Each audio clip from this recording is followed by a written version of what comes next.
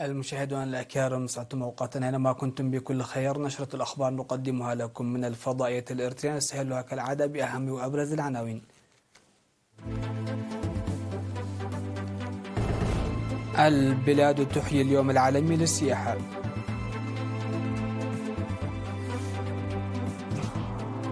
إحياء اليوم العالمي للسيطرة على داء الكلب.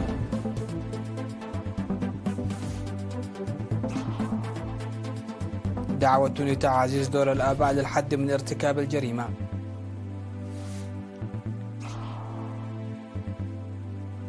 رئيس بوركينا فاسو يقول لا انتخابات قبل أن يصبح البلد آمنا. هجوم أنقرة يعيد إلى الأذهان ذكريات هجمات سابقة في وسط المدينة.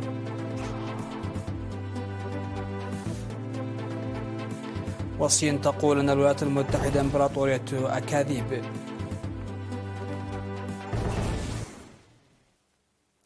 أهلا بكم إلى تفاصيل النشرة. تم الاحتفال باليوم العالمي للسياحة على مستوى البلد في 30 من سبتمبر تحت شعار السياحة من أجل الحملة الخضراء. وأوضح مسؤول فرع الترخيص ورقابة المؤسسات في مكتب قسم السياحة في الإقليم الأوسط السيد تخلو جبر الأولى الذي قدم كلمة وزارة السياحة، أوضح أن الحكومة الإريترية بيّنت بوضوح في سياساتها أن القطاع السياحي يجب أن يكون آمنا ومسؤولا بما يخدم الأجيال، وعرب عن ثقته في جعل القطاع جاذبا ويرضي شهية السياح ويعود بالفائدة، وذلك عندما يكون مصحوبا بخدمات فعالة وتنافسية إلى جانب التمتع بالاستقرار والأمن والأمان. وقال رئيس جمعية مقدمي خدمات السياحة السيد سولومون جرماي أن دور مساهمة النشاط السياحي في التنمية والنمو الاقتصادي للبلاد لا يمكن الاستهانة به، موضحا بأن الجمعية زرعت أكثر من 1500 شجرة في منطقة مايدمنت باعتبارها جزء من حملة التنمية الخضراء. وفي الختام قام المسؤولون بينهم وزيرة السياحة السيدة سكالو منقريوس والمدير التنفيذي لإدارة الإقليم الأوسط السيد زرئيتا والدبرهام بتفقد معرض المنتجات الغذائية والمشروبات الذي نظمته الجمعية التجارية الزراعية للمرأة الإريترية. يتم الاحتفال ب27 من سبتمبر اليوم العالمي للسياحة للمرة 44 في جميع أنحاء العالم، وللمرة 22 على مستوى الوطني. كما تم في 27 من سبتمبر في أسمر إحياء اليوم العالمي للسيطرة على داء الكلب تحت شعار الصحة للجميع. حضر المناسبة التي تنظم للمرة 17 على مستوى العالم والمرة 7 على مستوى البلاد خبراء البيطرة في وزارة الزراعة وممثلو وزارة الأراضي والمياه والبيئة والإدارات ومنظمة الزراعة والأغذية ومنظمة الصحة العالمية. وقال مدير قسم صحة الحيوان والنبات في وزارة الزراعة الدكتور يوناس ولدو في المناسبة إن مناسبة اليوم العالمي لداء الكلب يتم إحياؤها هذه السنة بهدف تعريف المجتمع بالتطعيم الإجباري للكلاب والتخلص من الكلاب الضالة والحصول على الرعاية الصحية لعضات الكلب. وأوضحت مسؤولة الرعاية الصحية البيطرية السيدة مرحاوي التسفاي أن المناسبة شهدت تقديم أوراق بحثية حول أوضاع داء الكلب على مستوى العالم والمنطقة والبلاد وداء الكلب والحياة البرية، وأنشطة التحاليل الطبية ومكافحة داء الكلب في الإقليم الأوسط عامة والسيطرة على الكلاب الضالة خاصة.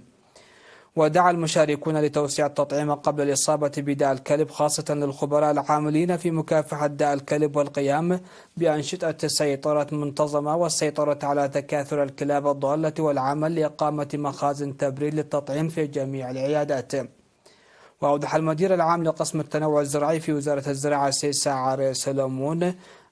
ماريا سلمون في ختام المناسبة أهمية اليوم العالمي للسيطرة على داء الكلب للتعريف والوعي، داعيا لوجود تنسيق بين شركاء العمل المعنيين وإيجاد وسائل تكنولوجيا جديدة للتخلص من الكلاب الضالة وتقوية العلاقة مع وزارة الصحة لمكافحة داء الكلب والعمل الجاد لتنفيذ الآراء المقدمة.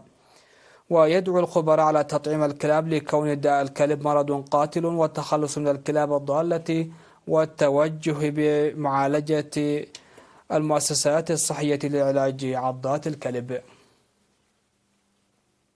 دعا قائد شرطة الإقليم الأوسط المقدم قرماي قبر ميكائيل في الاجتماع الذي عقده يومي 26 و27 من سبتمبر.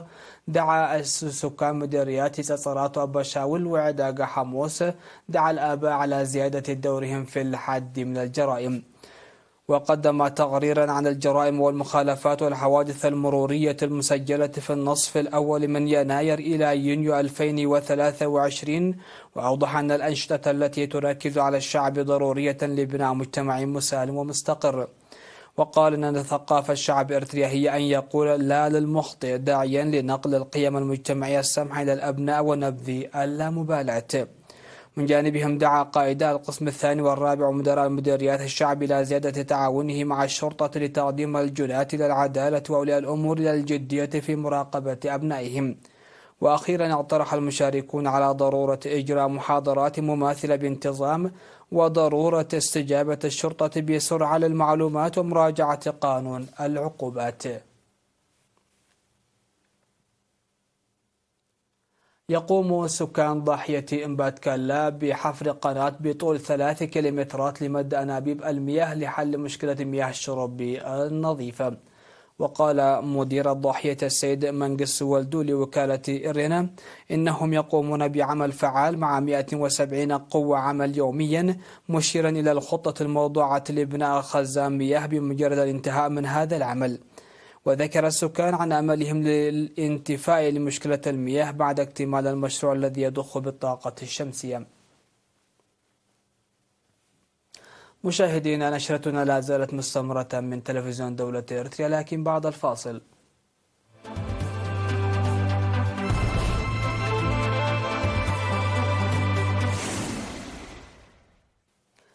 أهلا بكم. على الصعيد العالمي، قال قائد المجلس العسكري الحاكم في بوركينا فاسو إبراهيم تراوري إن الانتخابات التي وعد المجلس بإجرائها لن تكون ممكنة إلا إذا سمح الوضع الأمني بذلك. وفي مقابلة مع التلفزيون الرسمي مناسبة الذكرى الأولى للانقلاب مساء أمس، قال تراوري لن تكون هناك انتخابات حتى يصبح البلد آمنا للجميع للمشاركة في التصويت. وأضاف أن الأمن يتحسن والجيش يحقق مكاسب على الأرض، لكن التوقعات صعبة للغاية. وسبق أن تعهد المجلس العسكري بإجراء انتخابات تعيد الحكم المدني للبلاد في تموز 2024، لكن تراوري شدد على أن الأمن هو أهم أولوياته. وكان تراوري أعلن في مقابلة عبر التلفزيون الوطني عزمه إجراء تعديل جزئي لدستور بلاده، قائلا إن النصوص الحالية لا تسمح لنا بالتطور بشكل سلمي.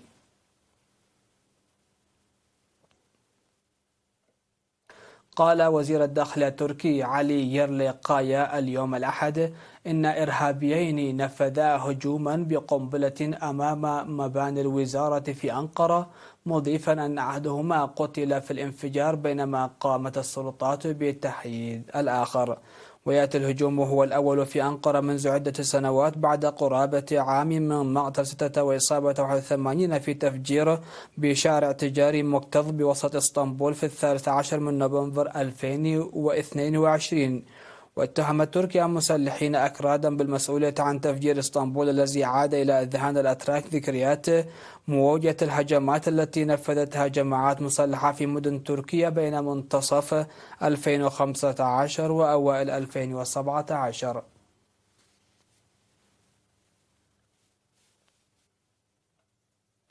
تتهم الولايات المتحدة الصين باستخدام وسائل الإعلام لنشر معلومات مضللة. وقد رفضت الصين تقريرا للحكومة الأمريكية تتهم فيه بكين بإنفاق مليارات الدولارات لنشر معلومات مضللة. وقال تقرير وزارة الخارجية الذي صدر في وقت سابق من هذا الأسبوع أن الصين تحاول التلاعب بمجال المعلومات العالمي من خلال الرقابة وجمع البيانات وشراء منصات الأخبار الأجنبية بشكل سري. لكن وزارة الخارجية الصينية قالت إن الولايات المتحدة هي التي اخترعت استخدام فضاء المعلومات العالمي كسلاح، ووصفتها بأنها إمبراطورية الأكاذيب، وأن التقرير يتجاهل الحقائق وهو بحد ذاته ينطوي تحت تصنيف المعلومات المضللة. ويشير المحللون إلى أن الولايات المتحدة الأمريكية تريد كبح التطور الصيني في مجال المعلومات والحد من وصول الصين إلى الرقائق الإلكترونية المتطورة بفرض الحظر على الشركات الصينية للاتصالات وإنتاج أشباه المواصلات. سجلت إسبانيا هذا العام ثالث أحر صيف لها منذ بدء السجلات الرسمية قبل 62 عاما حسب ما ذكرت السلطات، حيث بلغت درجات الحرارة ذروتها عند 46.8 درجة مئوية مع استمرار الجفاف الشديد في البلاد. وقالت وكالة الأرصاد الجوية الإسبانية أن متوسط درجات الحرارة في الصيف كان 1.3 درجة مئوية فوق المعدل الطبيعي، وذلك منذ عام 1961، وقد ارتفع متوسط درجة الحرارة في البر الرئيسي لإسبانيا بمقدار 1.6 درجة مئوية وفقا لوكالة الأرصاد الجوية الإسبانية. كان الصيفان الأكثر حرارة في إسبانيا في عامي 2022 و2023. وقالت وكالة الأرصاد الجوية الإسبانية أن الفترة من يناير إلى أغسطس من هذا العام في إسبانيا تعادل نفس الفترات في عامي 2022 و2020 باعتبارها الفترة الأكثر سخونة التي تم تسجيلها على الإطلاق في البلاد خلال تلك الأشهر. وفي الوقت نفسه كان هذا الصيف هو الأكثر هطولا للأمطار منذ مطلع القرن الحالي، على الرغم من أن معظم إسبانيا لا تزال في قبضة الجفاف، حيث يعاني شمال شرق إسبانيا من أشد موجات الجفاف حدة منذ بدء التسجيل. نهاية النشر هذا تذكير بأهم وأبرز العناوين. البلاد تحيي اليوم العالمي للسياحة.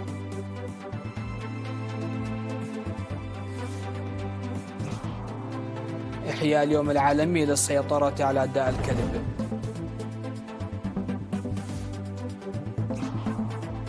دعوة لتعزيز دور الآباء للحد من ارتكاب الجريمة.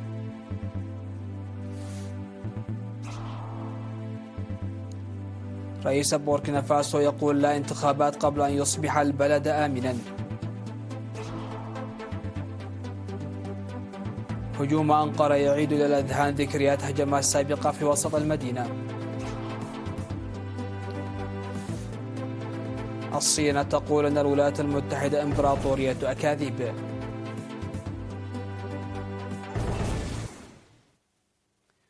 هكذا نكون قد وصلنا وإياكم إلى نهاية نشرة هذا المساء. هذه تحيات وتحيات الفريق العامل، والسلام عليكم ورحمة الله.